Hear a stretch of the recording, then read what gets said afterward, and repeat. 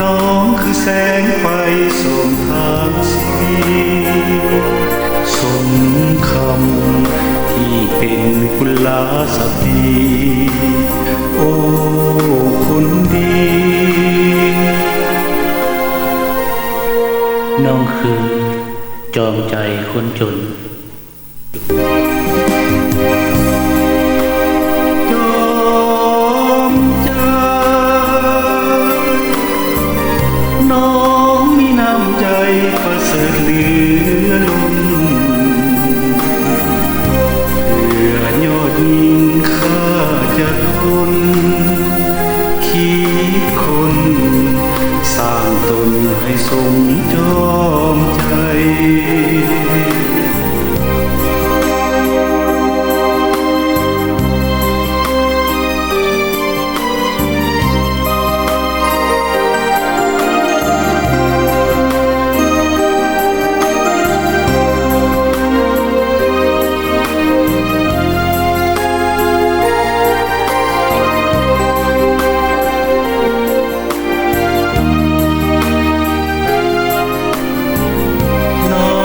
น้ำทิพย์แห่งดวงใจน้องคือแสงไฟ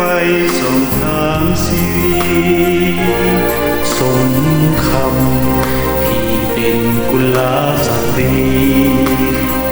โอ้คนดี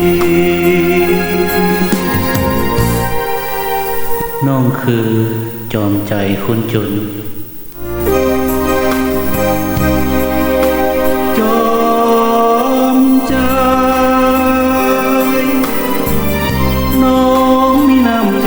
ประเสริฐเหลือล้นเพื่อยอดยิ่งข้าจะทนคิดคนสร้างตนให้สมจอมใจ